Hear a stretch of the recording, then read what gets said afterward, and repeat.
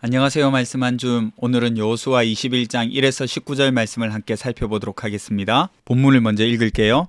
그때 레위 사람의 족장들이 제사장 엘르아살과 눈의 아들 여호수아와 이스라엘 자손의 지파 족장들에게 나와 가나안 땅 실로에서 그들에게 말하여 이르되 여호와께서 모세에게 명령하사 우리가 거주할 성읍들과 우리 가축을 위해 그 목초지들을 우리에게 주라 하셨나이다 하매 이스라엘 자손이 여호와의 명령을 따라 자기의 기업에서 이 성읍들과 그 목초지들을 레위 사람에게 주니라.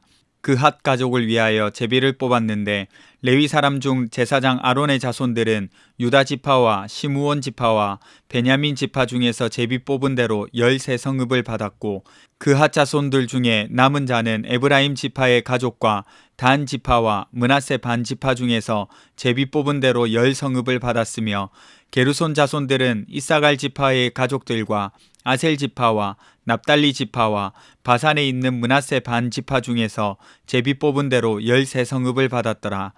므라리 자손들은 그 가족대로 르우벤 지파와 갓 지파와 스불론 지파 중에서 12성읍을 받았더라. 여호와께서 모세에게 명령하신 대로 이스라엘 자손이 제비 뽑아 레위 사람에게 준 성읍들과 그 목초지들이 이러하니라. 유다 자손의 지파와 시므온 자손의 지파 중에서는 이 아래에 기명한 성읍들을 주었는데 레위 자손 중 그핫 자손들에 속한 아론 자손이 첫째로 제비 뽑혔으므로 아낙의 아버지 아르바의 성읍 유다 산지 기럇 아르바 곧 헤브론과 그 주위의 목초지를 그들에게 주었고 그 성읍의 밭과 그 촌락들은 여분네의 아들 갈렙에게 주어 소유가 되게 하였더라.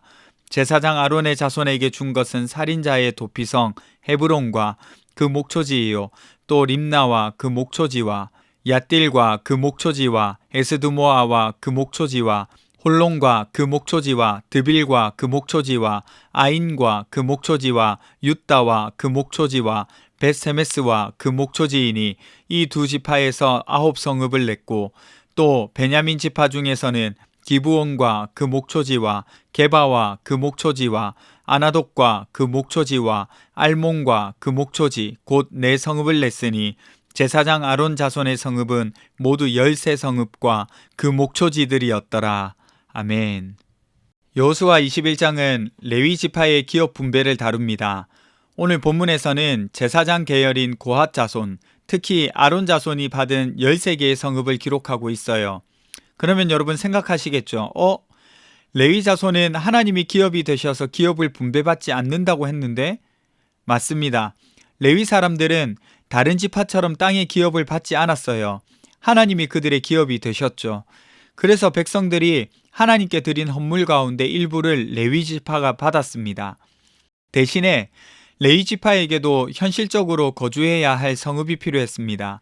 그리고 소유를 먹일 목초지, 곧 풀이 있는 곳이 필요했죠.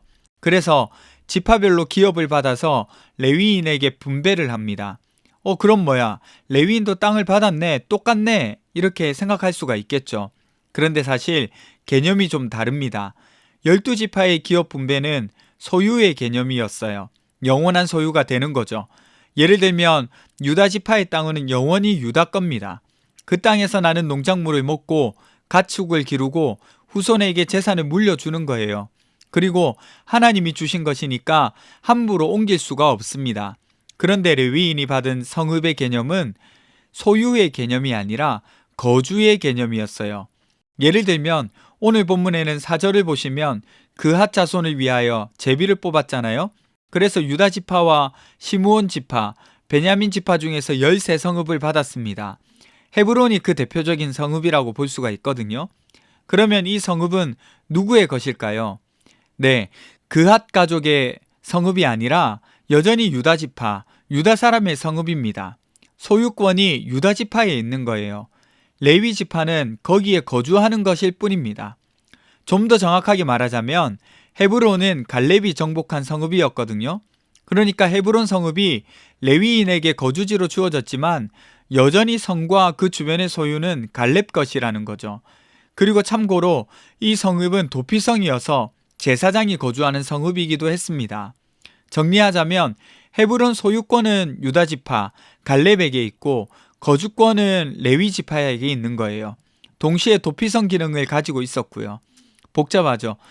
레위인이 이렇게 이스라엘 각 지파 안에 흩어져 거주하게 되면서 하는 역할이 있습니다. 먼저는 하나님의 율법을 각 지파 백성들에게 가르칠 수 있는 거예요.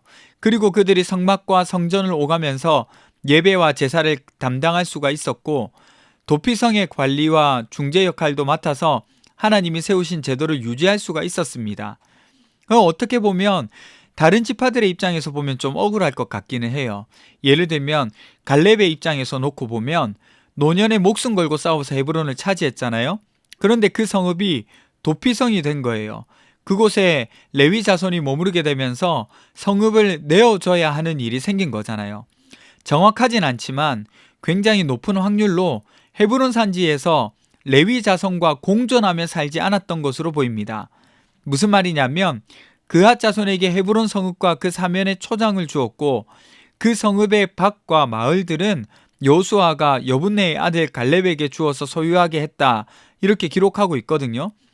그러니까 헤브론의 성읍 자체, 산지의 중심부는 제사장과 레위인들에게 주었고, 주변의 밭과 마을, 토지나 혹은 농작물을 생산할 수 있는 곳들은 갈렙이 차지한 걸로 보여요. 그러니까 좀 억울해 보이죠. 그런데 여러분 보세요. 여기서 하나님 나라의 비밀이 드러납니다. 갈렙이 땅을 누구에게서 받았나요? 하나님으로부터 받았잖아요. 다른 지파도 마찬가지입니다. 이 지파들이 하나님을 위해서 자신을 온전히 드린 레위 지파를 위해서 자기들의 성읍을 제공하는 거죠. 신앙적으로 보면 헌신입니다. 말씀에 대한 순종이기도 하고요.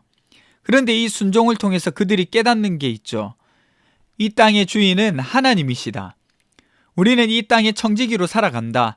하나님께로부터 왔으니까 하나님께 돌려드린다. 이 결단을 통하여서 진정한 하나님의 복을 받는 거예요. 무슨 복일까요? 하나님이 원하시는 나라의 모습, 하나님이 기뻐하시는 공동체의 모습을 누리는 거죠. 이것보다 더 큰 복이 어디 있어요? 만약 이들이 자기들이 받은 거라고 움켜쥐고 내어주지 않는다면 어떤 일이 발생할까요? 정말로 놀랍게도 사사기에 그런 내용이 등장합니다. 한 집안에 또는 한 지파의 레위인으로 살아가는 모습이라던가, 레위인의 첩 사건을 통해서 지파 간의 전쟁으로 베냐민 지파가 거의 멸절당할 위기에 놓인 사건들, 이런 것들을 통해서 말이죠. 따라서 여러분, 우리도 하나님 나라 안에서 소유와 헌신의 균형을 잘 이뤄나가야 합니다. 우리 것이 아니라 하나님께로부터 온 거예요. 언제든지 하나님께 내어드릴 수 있는 마음을 가지고 움켜쥐는 것이 아니라 내어드리는 연습을 해야겠어요. 내어드려서 비워진 공간에 하나님이 오셔서 일하실 거예요. 그 사실을 믿으면서 기꺼이 우리가 내어드렸으면 좋겠습니다. 기도합시다. 첫 번째는 내어드림을 통하여서 일하시는 하나님을 만날 수 있게 해주세요. 두 번째는 모든 것이 하나님으로부터 왔음을 기억하고 신앙의 고백으로 헌신의 기쁨을 누리게 해주세요. 우리 함께 기도하겠습니다.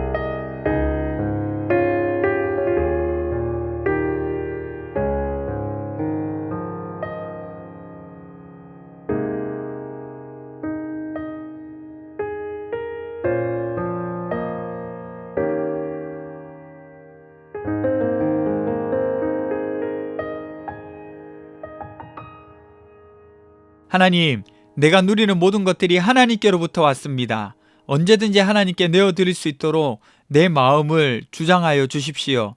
그리고 하나님께 왔음을 기억하고 신앙의 고백으로 헌신할 때에 그 헌신의 기쁨을 우리가 누리게 해주세요. 감사드리며 거룩하신 예수님 이름으로 기도드립니다. 아멘. 여러분, 오늘도 풍성한 하루 되셨으면 좋겠습니다.